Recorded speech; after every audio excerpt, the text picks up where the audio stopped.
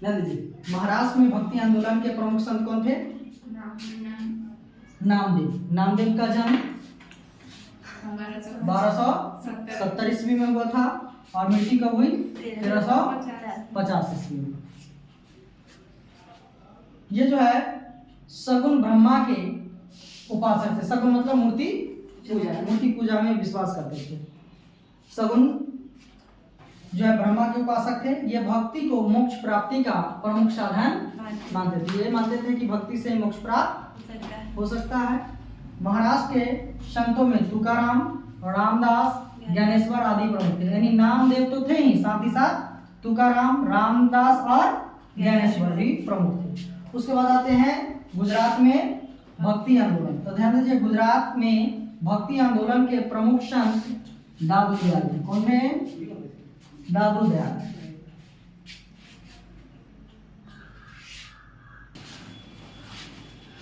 गुजरात में भक्ति आंदोलन, गुजरात में भक्ति आंदोलन के प्रमुख संत दादू दयाल थे। कौन थे? दादू दयाल।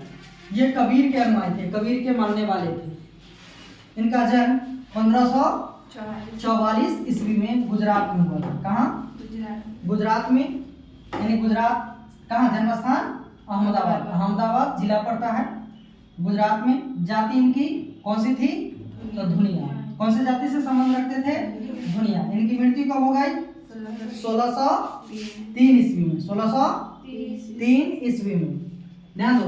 और सांभर में, सांभर गुजरात में है, सांभर में आकर इन्होंने ब्रह्म संप्रदाय की स्थापना की। पूछ दिया जाए, ब्रह्म संप्रदाय की स्थापना किसने की? दादू दयाल। इन्होंने निपख आंदोलन की शुरुआत की। निपख आंदोलन की शुरुआत किसने की? दादू दयाल।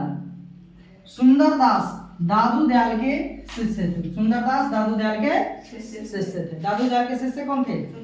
सुंदरदास।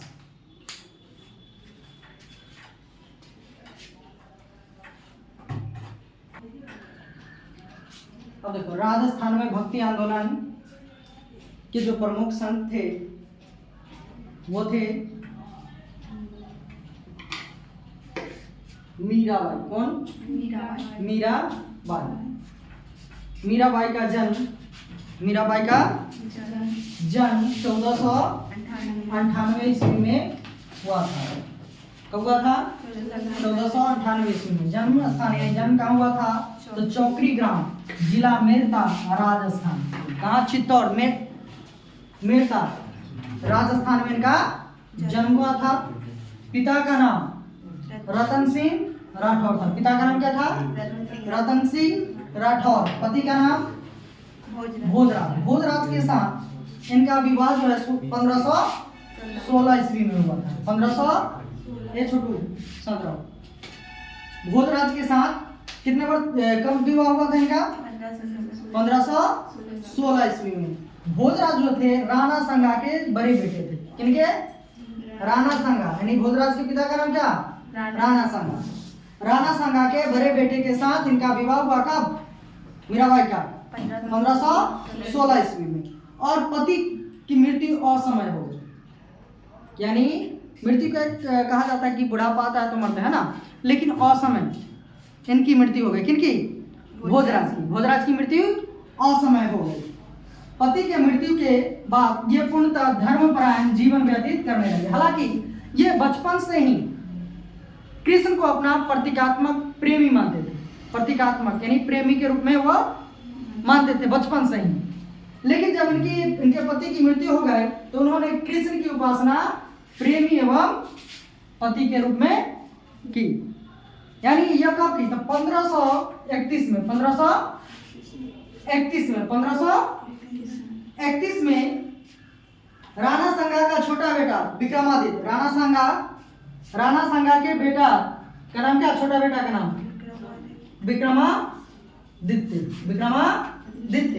इनको जहर देकर मारना चाहा। किनको? मीराबाई को। ये जो है जब राजा बना 1531 में। कौन बना? विक्रमादित्य जब राजा बना तो ये जो है मीराबाई को, किनको? मीराबाई को जहर देकर मारने का प्रयास किया। किसने प्रयास किया? विक्रमादित्य को मारने का प्रयास किया। क्या देकर? जहर देकर। अब वो क्या की? वो जो है चित्तौड़ छोड़कर यानी राजस्थान छोड़कर वहां कहां चली गई? वृंदावन चली गई। कहां चली गई? वृंदावन चली गई और कृष्ण की उपासना में लीन हो गई और कृष्ण को उसने प्रेमी एवं पति के रूप में पूजा। किसने? मीराबाई ने। इनकी भक्ति गीत मुख्यतः ब्रज भाषा में लिखे गए, हालांकि कुछ जो है राजस्थानी भाषा में भी लिखे गए हैं। इनकी जो है भक्ति किस भाषा में लिखे गए हैं? ब्रज भाषा में। और इनकी मृत्यु 1546 ईस्वी में द्वारका में हो गई। कहाँ मृत्यु हो गई? द्वारका में। ये बचपन से ही कृष्ण को जो है अपना प्रेमी मानती थी और जो है राणा संगा की मृत्यु इनके जो है राणा संगा के बेटे भोजराज से इनका शादी हुआ और जब भोजराज के असमय निधन हो गया और उसके बाद 1531 में विक्रमादित्य राजा बनते हैं और ये इनको मारना चाहते हैं, तब ये जो है चित्तौड़ छोड़कर कहाँ चले गए? वृंदावन। कहाँ चले गए? वृंदावन चले गए और वहां उन्होंने कृष्ण की उपासना अपने पति और प्रेमी के रूप में की। वहां भक्ति में लीन हो गए।